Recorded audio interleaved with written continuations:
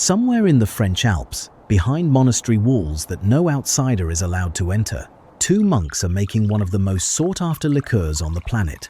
They are the only two people alive who know the full recipe. They have taken vows of silence. And when the entire global cocktail industry begged them to make more of their product, they said no, because they would rather spend the time praying. What nobody knew, back in 1605, when a French marshal handed an ancient manuscript to a group of monks near Paris, was that this single sheet of parchment would survive 2 revolutions, an emperor, a landslide, and 4 centuries of secrecy to become the most gate-kept ingredient in modern bartending. Nobody was paying attention to the Carthusian monks in those days. Not the way the world pays attention to them now.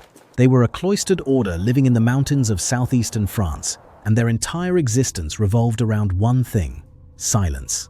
The Carthusian order was founded in 1084, when a priest and scholar named Bruno of Cologne led 6 companions into a desolate stretch of the Chartreuse mountain range, about 14 miles north of Grenoble. They were looking for total isolation from the world, and they found it. They built a small hermitage on the edge of a cliff at over 4,000 feet, surrounded by dense alpine forest, and they committed to a life that would make a modern person lose their mind within a week. The original hermitage was destroyed by an avalanche in 1132 that killed 7 monks. The survivors rebuilt on a more secure site. That rebuilt monastery, the Grande Chartreuse, became the headquarters of the entire order and still stands today. No outside visitors are allowed to enter, ever. Carthusian monks wake up before midnight. Their first prayers begin around 11:30 at night and continue past 2 in the morning. They sleep in 2 short shifts. They leave their individual cells only 3 times a day for prayer services in the chapel. They eat most meals alone, passed through a small opening in the wall by lay brothers. Once a week, they are permitted to walk together in the countryside, and during that walk, they are allowed to speak to one another. That weekly walk is their only real conversation. The rest of the time, silence. Sundays include a shared meal, but even that is eaten without a word. 2 days per year, the community has a full day of recreation together. Immediate family can visit once a year. That is the entire social calendar for a Carthusian monk. This is who ended up in charge of one of the most complex recipes in the history of alcohol. In 1605, François Annibal d'Estrées, a marshal under King Henry IV of France, visited the Carthusian monastery at Vauvert near Paris. He brought with him a manuscript of uncertain origin, possibly the work of a 16th century alchemist. Inside was a recipe calling for 130 plants, herbs, flowers, bark, roots, and berries, combined to produce what the document called an elixir of long life. The monks, known as skilled apothecaries, accepted the manuscript and began working on it. And then they failed. For over 100 years, they failed. The recipe was so complex that generation after generation of monks could only make sense of bits and pieces of it. Think about that for a second. These were some of the most educated apothecaries in Europe, men who spent their entire lives in quiet study, and they could not figure out how to combine 130 ingredients into a single working formula. In 1614, they built a proper apothecary inside the Vauvert monastery under the direction of Brother Claude Aubriot, which helped, but the monks still could not find the right balance. The manuscript sat there for decade after decade, a puzzle that nobody could solve. The recipe eventually made its way from Paris to the order's headquarters at the Grande Chartreuse monastery in the mountains. And it was there, in 1737, that a monastery pharmacist named Brother Jerome Maubec finally cracked it. After studying the manuscript with an intensity that only a monk with no other obligations except prayer could sustain, Maubec produced the first successful version of the elixir. It took 132 years from the day the monks received the manuscript to the day someone actually made it work. The result was a concentrated herbal tonic, what they called the elixir végétal de la Grande Chartreuse, and they began distributing it to local populations as a remedy. During the cholera epidemic of 1832, the elixir was handed out widely, Brother Charles delivered bottles on the backs of donkeys, wedged between sacks of hay, through the mountain towns of Grenoble and Chambéry. This is where the story takes a turn nobody expected. The monks were not trying to build a brand, they were making medicine. But the elixir became popular enough that by 1764, they developed a smoother, milder version intended for drinking rather than just health purposes. They called it liqueur de santé, the health liqueur. We know it today as green chartreuse, bottled at 55% alcohol by volume. A few decades later, they created a sweeter, more floral variant at 40% alcohol. That became yellow chartreuse. The yellow version eventually earned the nickname Reine des Liqueurs, the Queen of Liqueurs, and the color chartreuse, that specific yellow-green shade, is literally named after this drink. A small operation of silent monks in the mountains had accidentally created two of the most distinctive liqueurs in history. And then the French Revolution showed up to destroy everything. In 1789, the revolution tore through France's religious orders. By 1793, the Carthusians were expelled from their monastery. Production stopped completely, but the monks were not about to let 4 centuries of work disappear. They made a copy of the manuscript. One monk stayed behind in the monastery with the original. Another monk carried the copy and fled the country. The monk who stayed behind was arrested and sent to prison in Bordeaux. The guards, somehow, never searched him. While in prison, he managed to secretly pass the original manuscript to a friend, a former monk named Dom Basile Nantes. Nantes, convinced the order would never return to France, eventually sold the recipe to a pharmacist in Grenoble named Monsieur Liotard. And Liotard, despite having in his possession one of the most valuable beverage formulas in the world, never made a single bottle. He just held on to it. Then came Napoleon. In 1810, the emperor ordered that all secret recipes for medicines be submitted to his Ministry of the Interior. Liotard complied and sent in the manuscript. Napoleon's bureaucrats reviewed it and sent it back stamped refused, meaning they did not consider it secret. The recipe was apparently too well known locally to classify, and almost certainly too complicated for anyone outside the order to reproduce anyway. Napoleon's government looked at the formula for one of history's most guarded recipes and essentially shrugged. When Liotard died, his heirs returned the manuscript to the monks, who had been allowed back to their devastated monastery in 1816 by royal decree of Louis XVIII. They installed a small still and got back to work. The same decision that built the monks' legacy was about to be used against them. Again. For about 40 years, things were stable. The monks produced their liqueurs quietly, built a proper distillery at Fourvory, about 4 miles from the monastery in 1860, and slowly grew their operation. But in 1903, under new anti-clerical laws, the French government expelled the Carthusians a second time and nationalized the entire distillery. Everything the monks had built, the equipment, the brand, the facilities, was seized by the state. The monks, once again, had to flee. This time, they went to Tarragona, in the Catalonia region of Spain, where they built a new distillery and kept producing chartreuse from the original recipe. The bottles were labeled liqueur fabriquée à Tarragone par les Pères Chartreux, made in Tarragona by the Carthusian fathers. Meanwhile, a French corporation bought the chartreuse brand and trademark from the government and started producing their own version, without the monks' recipe, without the monks' knowledge, without, apparently, much talent. The knockoff French chartreuse was widely considered inferior to the monks' product. The monks fought back legally where they could, successfully blocking exports of the fake version to many countries where they still held the foreign trademark. By 1929, the French company went bankrupt. Friends of the Carthusians swooped in. They purchased the remaining shares of the failed company and handed everything, the trademark, the brand, the rights, back to the monks. The Carthusians had outlasted their own government. Twice.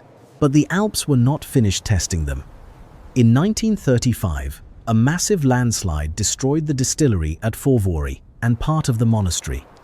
This time, the French government actually helped. They assigned army engineers to rebuild the distillery at a new location near the town of Voiron, about 25 kilometers west of the monastery. That is where chartreuse is still produced today. After World War II, the French government finally lifted the expulsion order, and the Carthusian monks became legal residents of France again.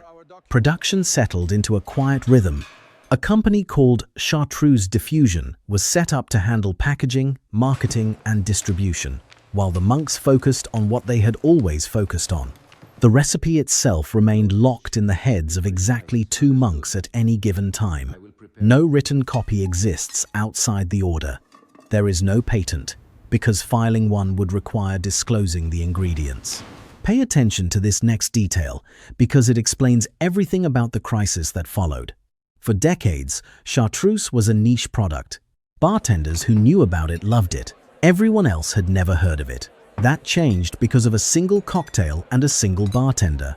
The Last Word is a pre-prohibition cocktail that first appeared at the Detroit Athletic Club bar in 1916, often attributed to a vaudeville performer named Frank Fogerty, who was known for reliably getting in, well, the last word. Equal parts gin, green chartreuse, maraschino liqueur, and lime juice. On paper, it should not work. 4 strong, clashing flavors in equal measure sounds like a recipe for disaster. But when shaken with ice, they balance into something complex and sharp, and completely unlike anything else. The cocktail fell out of fashion after World War II and was essentially forgotten for half a century. Then, around 2003, a Seattle bartender named Murray Stenson found the recipe in an old cocktail book called Bottoms Up while working at the Zig Zag Cafe. He later said it sounded like it was not going to work when he read it. At the time, almost no bars carried green chartreuse or maraschino liqueur. These were exotic, forgotten ingredients that most bartenders had never even heard of. But Stenson was the kind of bartender who rejected the aggressively sweet cocktails of the previous decades in favor of classic drinks with serious ingredients. He put the last word on his menu, and the response was immediate. It became a local hit, then a regional cult favorite. Other bartenders visited Seattle, tasted it, and brought the recipe back to their own bars. By the late 2000s, it had reached New York and spread across the entire country. Stenson was named Best Bartender in America at Tales of the Cocktail in 2010. The Last Word became a cornerstone of the craft cocktail renaissance, inspiring dozens of variations. Bars started naming themselves after it. The cocktail single-handedly reintroduced a generation of drinkers to European herbal liqueurs, and demand for green chartreuse, quietly produced by monks in the French Alps, went through the roof. The cocktail industry had discovered chartreuse. The monks had no interest in being discovered. If you're finding this interesting, hit subscribe. I cover stories like this every week. By the 2010s, green chartreuse had gone from a dusty curiosity to one of the most requested bottles in serious cocktail bars. And if you're wondering how a group of silent monks responded to becoming the hottest brand in mixology, the answer is exactly how you would expect. They did not respond at all. Production continued at its existing pace. The monks did not hire marketers. They did not expand the distillery. They did not launch a social media campaign. They made chartreuse the way they had always made it, using 24 tons of plants per year, producing over 1 million bottles annually, with only 2 monks overseeing the entire recipe and blending process. Then the pandemic hit. Bars closed, and millions of people became home bartenders. Sales of chartreuse grew 47% in 12 months compared to the prior year, according to data from the online marketplace Drizzly. Before that, sales had been flat for 2 years. Suddenly, everyone wanted the green bottle that the cool bartenders used. And in 2021, the Carthusian monks made an announcement. They would not be increasing production. Not now, not ever. Their reasoning had nothing to do with business strategy. The monks wrote a letter explaining that making millions of cases does not make sense in today's environmental context. Increasing production would require harvesting more of the plants essential to the recipe, some of them wild alpine herbs, and they worried about the long-term impact on biodiversity. They also said they wanted to spend their time on solitude and prayer, not logistics. Tim Master, the senior director of spirits at Frederick Wildman & Sons, the sole United States importer of Chartreuse, explained the monk's perspective to the Wall Street Journal. "The goal of the Carthusians," he said, "is not to plan for 3 to 5 years, but to plan for 300 to 500 more years." A former Carthusian monk named Father Michael Holleran, who once oversaw Chartreuse production in the late 1980s and is now a priest with the Archdiocese of New York, put it more bluntly. Unlike nearly all other companies in the world, the monks do not care about constant growth. The spokesperson for Chartreuse Diffusion, Eliane Zapier, pushed back on the idea that production had dropped. The monks had never made so many liqueurs in their history, she told Forbes. 1.2 million litres per year. You would have to go back to the end of the 1800s to find a higher output. But she confirmed that the monks were not going to chase demand. Maintaining production at its current level means refusing the race for infinite growth and favoring the future, she said. It also means keeping a business activity on a human scale. Chartreuse went on strict allocation. Bars that used to order cases began getting a few bottles per month, if that. Frederick Wildman & Sons, the sole United States importer, could only distribute what the monks were willing to make. Prices jumped. In some parts of the United States, the cost of a bottle rose by 80%. In Oregon, green chartreuse became nearly impossible to find for years. Bartenders started rationing their supply, using it only in their most important cocktails, hiding bottles behind the bar so regular customers would not see them and ask for a pour. Some bar owners described the situation as genuinely stressful. A head bartender at a restaurant in Ottawa told the CBC he had been rationing his supply carefully, unsure of when his next shipment would arrive. And the substitutes started showing up. An Ottawa distillery created something called Monk's Secret Herbal Liqueur, specifically to fill the gap. In Brooklyn, artisan distillers at Standard Wormwood Distillery began producing their own chartreuse-style liqueurs. Luxardo launched an alternative. A bar in New York called The Fly started making its own version of the last word, adapted around the shortage. Bars that had named themselves after the last word cocktail found themselves unable to serve their namesake drink. One bar in Huntington, New York, actually called The Last Word, had to substitute a different herbal liqueur and adjust the entire recipe for a stretch of time. The shortage, ironically, made chartreuse more famous than it had ever been.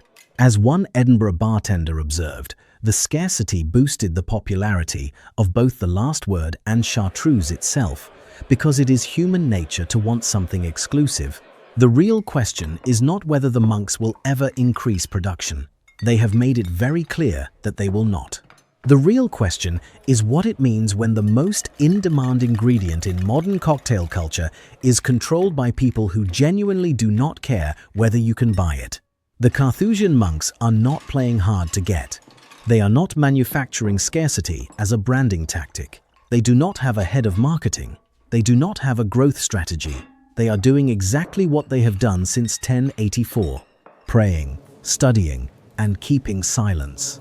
The liqueur exists because it funds that life, generating annual sales of about 17 million euros through Chartreuse Diffusion, half of which is exported. The moment the business threatens that life, by pulling monks away from prayer or by stripping plants from the mountains faster than they grow back, the monks will simply make less. They have survived 2 expulsions, a revolution, an emperor, a failed government knockoff, and a landslide. A cocktail trend is not going to change their minds. Somewhere in the Alps tonight, while bartenders in Brooklyn and London and Tokyo are mixing their last precious ounces of green chartreuse into cocktails that cost $18 a glass, 2 monks who have never spoken publicly, whose names the world does not know, are waking up before midnight to pray. They are not checking drizzly sales numbers. They are not reading trend reports. They hold a recipe that governments, emperors, and corporations have tried to take from them for over 400 years, and they still will not tell anyone what is in it. If you want to know how another legendary drink went from obscurity to obsession, click the video on screen. Subscribe so you catch the next one.